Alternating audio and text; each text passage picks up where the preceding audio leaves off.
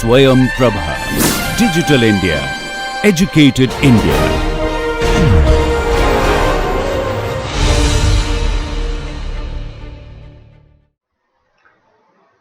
Hello my dear learners. We are in the last lecture of this unit 2, in which we have been discussing the consumer behavior, and I am the course coordinator as well as the presenter, Dr. Aparna Samudram. As I told you in the previous lecture, learners, we will be today talking about the reveal preference theory of consumer behavior. What we have been doing in this unit is that we have been trying to understand that how should a consumer decide that how much units of a good he or she has to buy so that his satisfaction is maximized. And for that, we have already talked about the ordinal approach, in which we have talked about the law of diminishing marginal utility as well as the law of equimarginal utility. And using those, we had derived that the consumer should buy a product till the marginal utility of the product becomes equal to its price. Thereafter, we started with the ordinal approach, where we had said that it is the indifference curve approach we were discussing in the previous lectures, which has said that a consumer may not be able to measure the utility or satisfaction which he or she derives by the consumption of any good, but he will be able to order his preferences. He will be able to say that I like A combination of the goods similar to B combination of the goods, or I like combination A of goods more than the combination C of the goods. So we said that ordering of the preferences of the consumers was a better thing to understand the consumer behavior. And therein we had talked about the concept of budget line and deriving the consumer equilibrium, where the slope of the indifference curve was equal or was tangent to the slope of the budget line. And we had said that the consumer equilibrium is at a point where MUX upon MUY is equal to price of X by price of Y, if X and Y are the two goods which this consumer is buying. Today we will be moving forward with the theory of reveal preference. So the objective first of this particular lecture is to understand that what is the basic concept of this reveal preference theory, and thereafter we will see the two axioms of the reveal preference theory. One is called as the weak axiom and other is called as the strong axiom. So let us start with today's lecture with explaining or discussing what is the idea behind the reveal preference, as to why did this theory came into picture. We learners have already talked about the indifference curve analysis, but indifference curve analysis had a limitation in terms of its very highly theoretical structure and simplifying assumptions. Why a highly theoretical structure? Because all of us know it may not be possible for each and every consumer to order his or her preferences. We've also seen that sometimes these, when you are trying to get a consumer equilibrium by equating the marginal utility of, when particularly the equimarginal utility when we talked about, that is the extra utility derived from the last unit of consumption of one product should be equal to the utility which you derive from the consumption of the other product. So when we were saying that if the marginal utility of these two products with respect to price are not the same, then either he should buy more of one product or less of the other product. But many times it is not possible to divide the product because these products are indivisible. So indifference curve analysis, even though it's a very good way of explaining the consumer behavior, it is a little theoretical in its structure, and a few simplifying assumptions make it difficult to put it into practice. So keeping into mind these limitations of the indifference curve analysis, Paul Samuelson in 1938 introduced the concept of revealed preference. Okay, revealed preference means that the preferences of the consumers are being revealed by them. So, what does this theory assert? This theory asserts that the best possible way to measure consumer preferences is to observe their purchasing behavior. That is, if we wish to know that what are the consumer's preferences, does this consumer like one bundle of good more than the other bundle of good, is by observing his or her purchasing behavior. That is, what he or she is buying, what of and how much of a particular product or two products or three products this consumer is buying. So basically we are trying to measure the consumer's preferences. Then this particular theory, the revealed preference, works on the assumption that the consumers have considered a set of alternatives before making a purchase decision.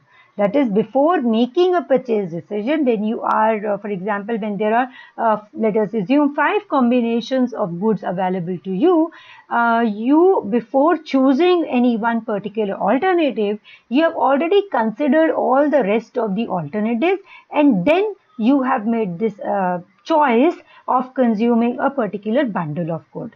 So the basic assumption is that consumers are aware of all the type of alternatives he or she has before him or her before making the purchase decision.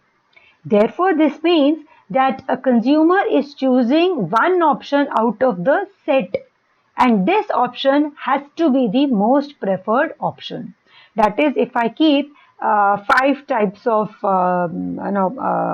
combination of goods before you, and you know what is all there in each combination of good, you pick up only one. This means you were aware of what was there, what other 4 were available to you. Okay, and you have chosen one particular option from that. So what have you done? You have, according to Paul Samuelson, you have revealed your preference. You have shown your preference. That is, you are preferring this bundle more than the other bundle. For example, you have in your syllabus, if you have got 5 courses for you and you are asked to pick up any one, there are 5 courses and you have to pick up any one of them as an elective, you say that, okay, I am picking up economics out of the rest of the 5 that I have, or rest of the 4 I have. This means you have made your choice keeping into consideration that what were the other options available to you. And then you have picked up this subject economics. This means you have revealed your preference for studying economics rather than studying the other subjects which were also available for you to study. Similarly, as a consumer, Paul Samuelson say the best way to understand the consumer's behavior is knowing that what choice he or she is making in the purchases. Okay, and we are moving with this assumption that this consumer has considered or is aware of all the other set of alternatives he or she has, and after looking at those alternatives, he is picking up that option. So as soon as he is picking up that option, this means that it is the preferred option for him or her for the purpose of consumption. Now, before going further into this revealed preference theory, let us understand that what are the various assumptions behind this particular theory. The first assumption, which is very similar to the assumption which we generally make across any kind of consumer behavior studies we are doing, is of rationality. What does rationality say? That consumers wish to maximize their utility, so they always prefer those bundles of good that have more quantities of the commodity, because more will give you greater satisfaction. So you are, as a consumer, you are a rational person. Then we talk about consistency. Consistency means that if today you say that you like A more than B, you like A more than B, then B will not be in any case preferred to A. So at no time now you will say that now I like B more than A. For example, if you said I like tea more than coffee, then in no case coffee will ever be preferred over tea, because you have said that I like tea more than coffee, or I prefer tea over coffee. So you have to be, or as a consumer, the consumer is going to be consistent in his choices. The preferences or his choices will remain the same. Then the third assumption we have is of transitivity. Transitivity means that if in a particular situation we are saying A is greater than B, that is, you are preferring A over B and you are preferring B over C. I like A more than B and I like B more than C. Then as per transitivity, automatically you will be liking A more than C. Why? Because you liked A more than B. You preferred A over B. And you preferred B over what? You preferred B over C. This means by transitivity, you are liking or you are preferring A over C. Okay, this particular assumption of consistency and transitivity we had also made when we had talked about your indifference curve analysis. But these assumptions are very important as we move further in the revealed preference theory. So, rationality of the consumer means that the consumer prefers more to less. Consistency means that if today he has preferred one over another, that preference on his choices will always be consistent. Then transitivity means that if in any situation he is saying that I like A more than B and I like B more than C, then automatically you will say I like A more than C. Then the revealed preference axiom on which this whole particular theory is based, it says that the consumer, by choosing a particular bundle of good at given budget, reveals his preference for that particular bundle. That is, he has money income in hand, he has a given budget in hand. With that budget, he maybe was given 5 choices, he picked up one out of those 5. This means that he or she has revealed his preference for that bundle of good.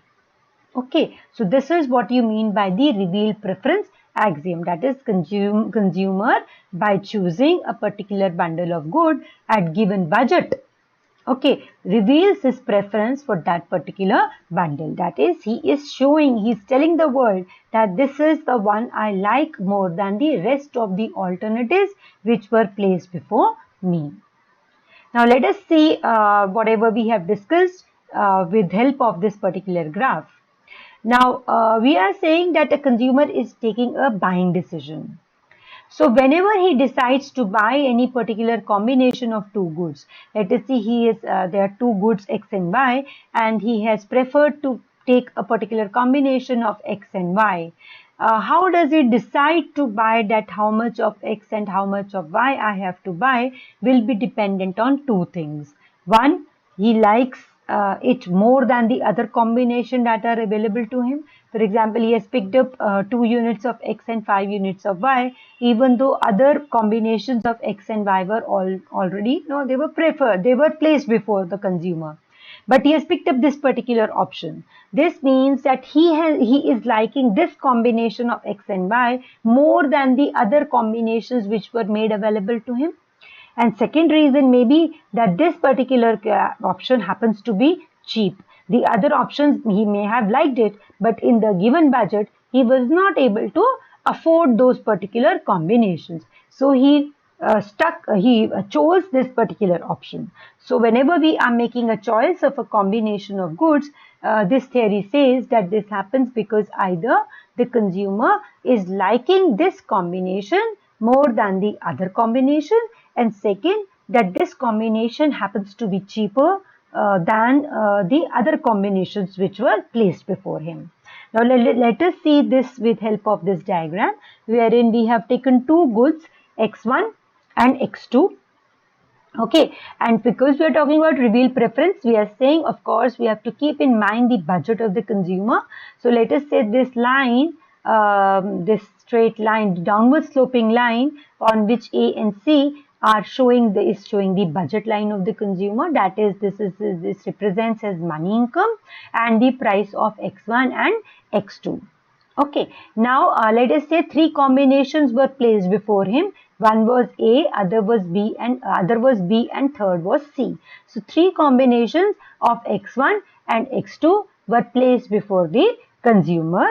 But this consumer, let us say, chose to take option A, combination A.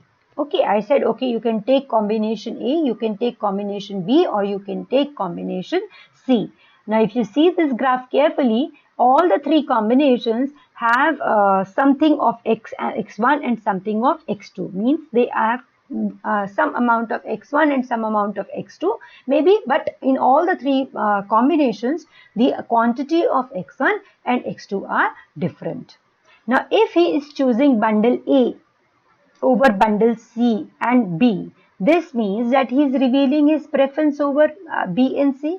Or I'm telling you that you can take A, you can take B, you can take C, but I say let me take A.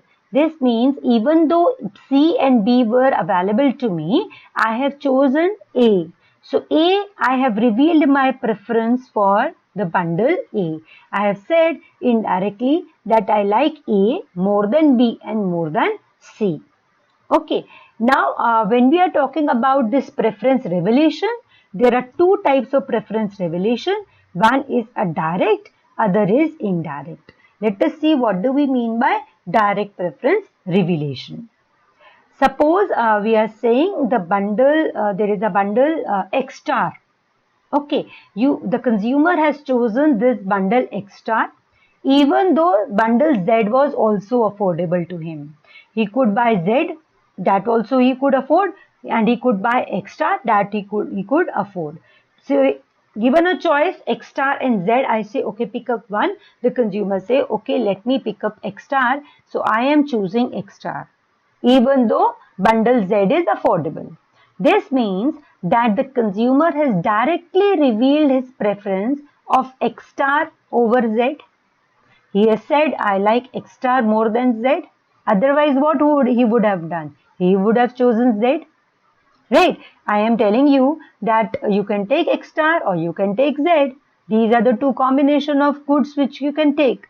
You say, okay, both are affordable to me.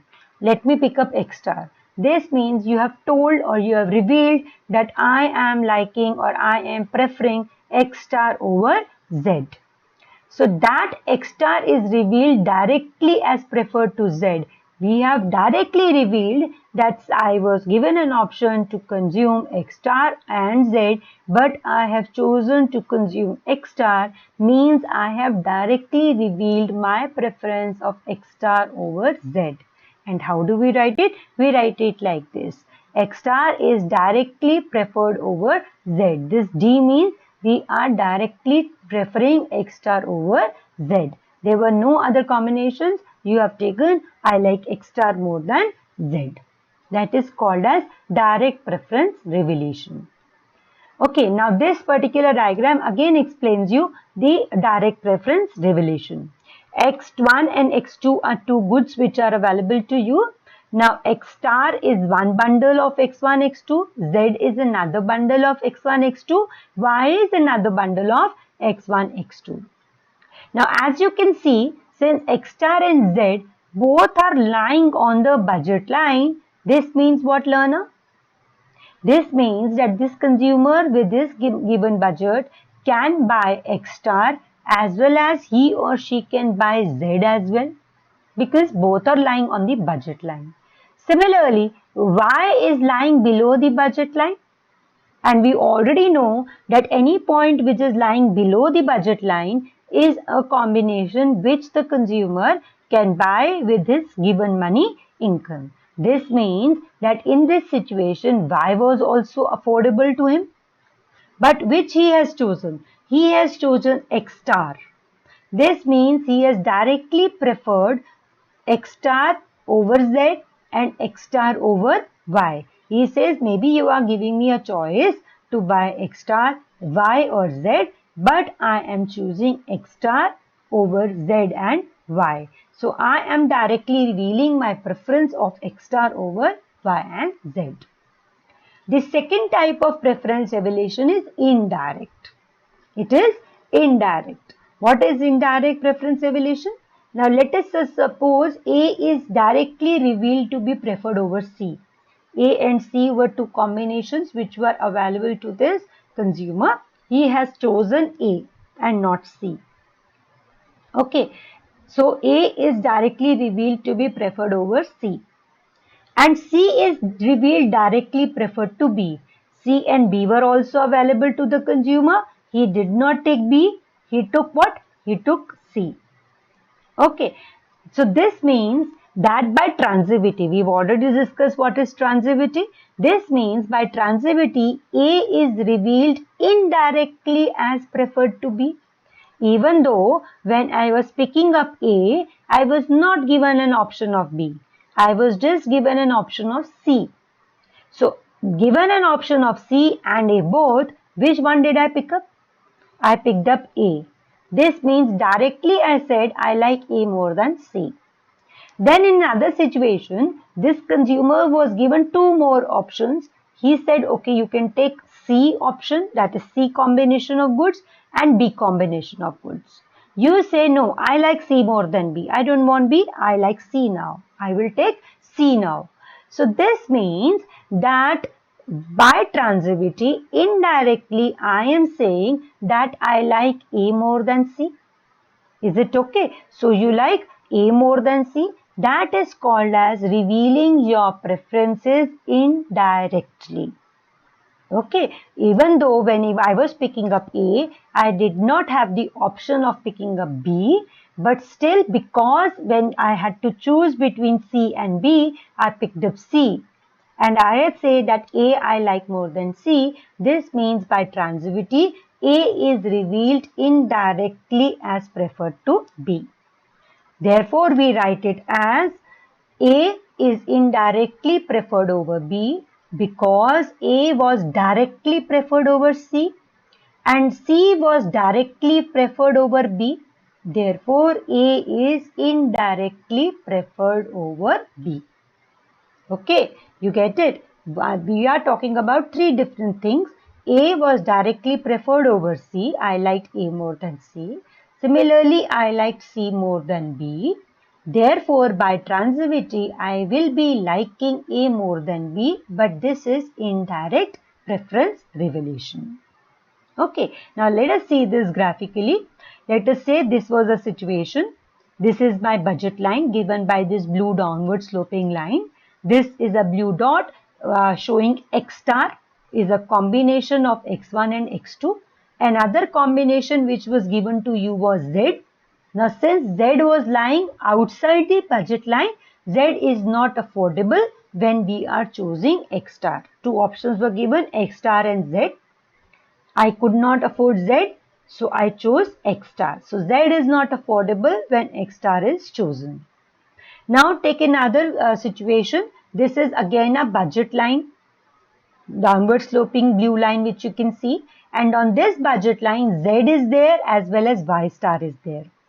Now in this situation, X star you cannot afford because X star is lying outside this particular budget line.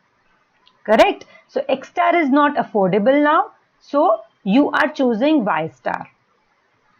X star is not affordable. You are choosing Y star. Now both the lines, the previous situation where Z was not affordable and another situation where X star was not affordable, we put both the budget lines, the light blue budget line and the dark blue budget line on the same graph. What do you see now? We say that Z is not affordable when X star is chosen. Just concentrate on this budget line on which X star is there. When X star is there, Z is not affordable. Why? Because Z is not lying in this budget line on which X star is. Okay. Similarly, now let's go to the budget line, the light blue budget line where Y star is there. Now, when you pick up Y star, at that time X star is not affordable. Okay, so this means that X star and Z cannot be compared directly. Why? Because when you were picking up X star, Z you could not buy. When you were picking Y star, X star you could not buy. So you cannot compare X star and Z directly. Directly, what you can compare? You can compare only those two things which are affordable to you.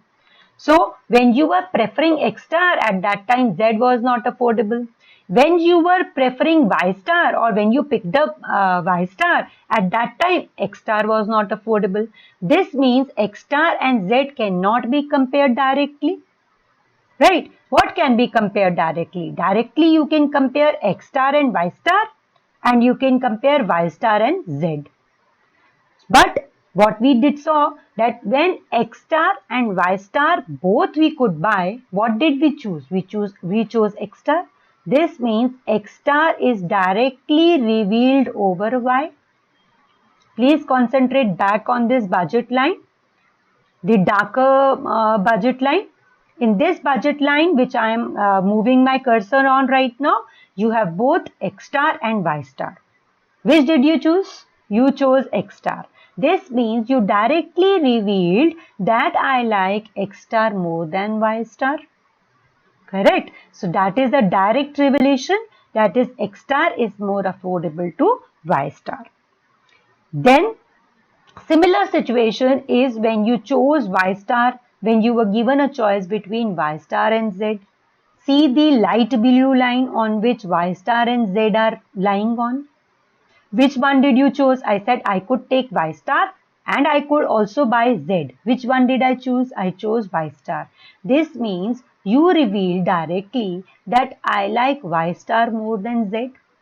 So even though X star and Z could not be compared directly, but X star and Z can be compared indirectly, and we can say that X star is indirectly revealed to be preferred over Z, because when X star and Y star were available, I chose X star. When Y star and Z were available, I chose Y star. This means definitely you like X star more than Z.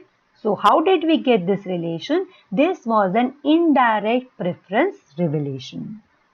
So that's both the things we need to keep in mind whenever we are talking about revealed preference theory. Now there are two axioms of revealed preference, or the two criteria which we need to understand whenever we are talking about revealed preference, whether it can be applied in an economic decision making or not. One is called as weak axiom, other is called as strong axiom. Weak axiom of revealed preference and strong axiom of revealed preference. Both these axioms basically are talking about the direct revelation and indirect revelation. So if you are very clear in the concept of direct and indirect revelation, you will be able to comment whether economically this revealed preference theory or revealed preference of the consumer can be applied or not, or whether he is violating his revealed preference. Let us see this quickly. What is weak axiom of revealed preference, or WARP? We have just said if a bundle X is revealed to be directly preferred over Y. If today I am saying that I like X more than Y, then it will never be a case that you will say that now I like Y more than X. If you are saying I like X more than Y, when both the combinations I was able to afford. With the money income, I could buy X as well as I could buy Y. But I say let me take X and not Y. This means I have revealed directly that I like X more than Y. So, according to weak axiom of revealed preference, if once you have directly revealed that you like one bundle more than the other bundle, then in no case you will reverse your choice. In no case you will say that now I like Y more than X. And we say weak axiom of revealed preference is a necessary condition for applying economic rationality to explain the observed choices of the consumer. So the first thing whenever we have to answer whether the consumer is rational in his observed choices, in his decision making or not, the first thing you have to see is whether WARP is being satisfied or not. What is WARP? It is basically talking about the consistency of the choices of the consumer. That is, once he has said that he is directly liking X over Y, then in no case he will directly like y over x. So that is called as your weak axiom of revealed preference. Then the second axiom, which also we need to satisfy, or it is a sufficient condition to say whether the consumer is rational in his choices or not, or is he violating the revealed preference, is to test the strong axiom of revealed preference, or SARP. Now in WARP, we had just concentrated on the direct preference revelation of the consumer. We had said if he has said he likes X more than Y, he is directly revealed that he prefers X over Y, then in no case he will ever reveal that Y directly preferred over X. Now when we talk about strong axiom of revealed preference, we say if a bundle X is revealed directly or indirectly as preferred to bundle Y, means if he is saying that I am preferring X over Y, maybe directly or maybe indirectly. What do you mean by indirectly? Maybe through some other combination you have come to know that no, he is preferring X over Y. Then it is never the case that Y will be preferred directly or indirectly preferred to X. So once he is saying that directly I like X more than Y, or I reveal my preference by saying that X is preferred over Y directly, or I say X is preferred over Y indirectly. In any case, directly or indirectly, X is preferred over Y, then, and of course, X is not equal to Y, means the combination of X and Y are different, then in such a case, it will never happen that you will say that now I am directly preferring Y over X or indirectly preferring Y over X. So your choices will remain consistent directly or indirectly. If it does not happen, then we will say that this consumer is violating his revealed preference and he is not being economically rational. So these are the two axioms which we test to say whether the consumer is behaving rationally or not. So let us summarize what we have understood in today's lecture. We are saying that this theory concludes consumers' preferences are revealed from their demand behavior. That is what bundles, what combination, what the consumer is buying will reveal his or her preferences. And then these preferences include both direct and indirect revealed preferences. Maybe directly he is saying I like one more than another, or indirectly we get to know that he likes this more than the other. The validity of this whole exercise of the revealed preference would depend on both the axioms, that is weak axiom and strong axiom of revealed preference.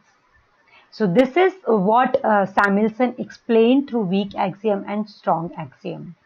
Further, in the as an advanced version of this, you can refer to various books which explain that how indifference curves and the demand curve is derived through the revealed preference. So I hope you enjoyed this lecture. Happy learning.